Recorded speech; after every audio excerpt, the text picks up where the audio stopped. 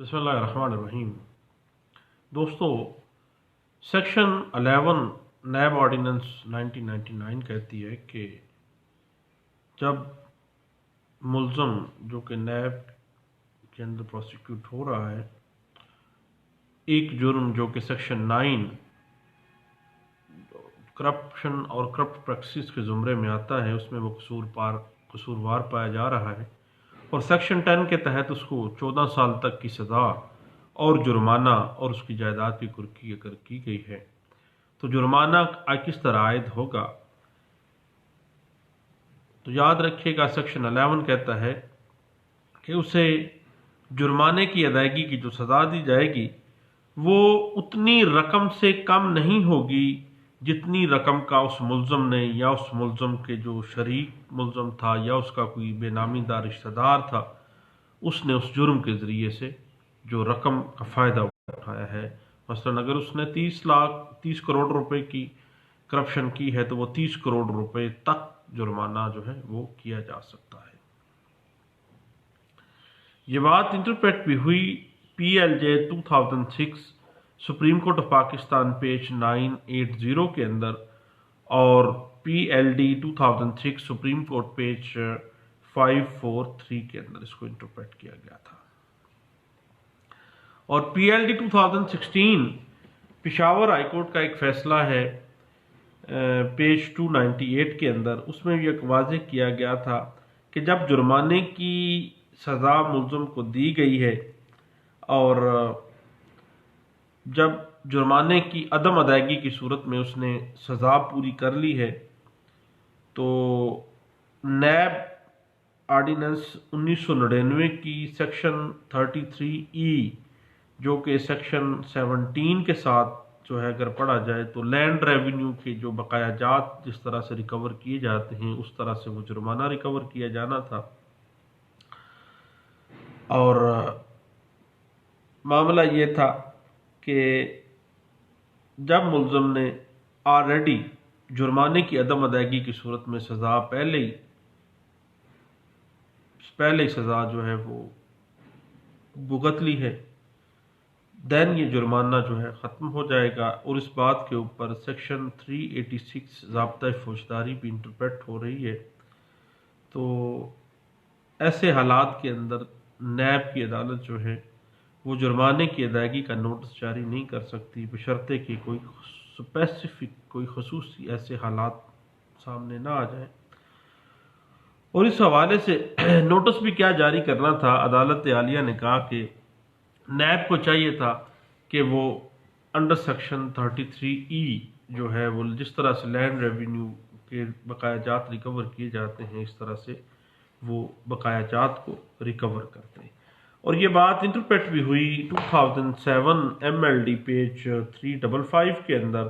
और PLD 2014 federal शरीयत court का फैसला है पेज 1 के ऊपर, इसको इंटरप्रेट किया गया। उसके बाद यही बात रिपीट की गई 2014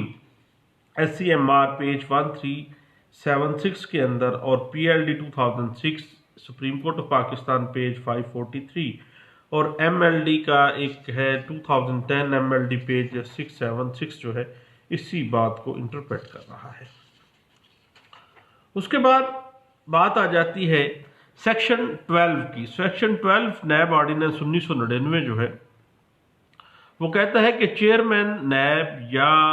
नैब की अदालत जो किसी मुल्ज़म को ऐसा जुर्म जो कि सेक्शन 9 के अंदर सजायाबी की तरफ के एम्बट में आ रहा है और मुल्ज़म उसमें जो है समात हो रही है उसकी, तो जब ये वाज़ेह हो जाता है कि मुल्ज़म कसूरवार है और उसने इस जुर्म का इर्तिकाब किया है तो उसकी जो जायदाद है हुआ उसकी जायदाद उसके अपने कब्ज़े में है या किसी बेनामीदार के कब्ज़े में है या किसी बेनामीदार के नाम उसने लगा दी हुई है, तो उसको पावर टू फ्रीज प्रॉपर्टी यानी पावर दे दी गई है चेयरमैन नैब और नैब कोर्ट को, अदालत को, कि वो उस जायदाद को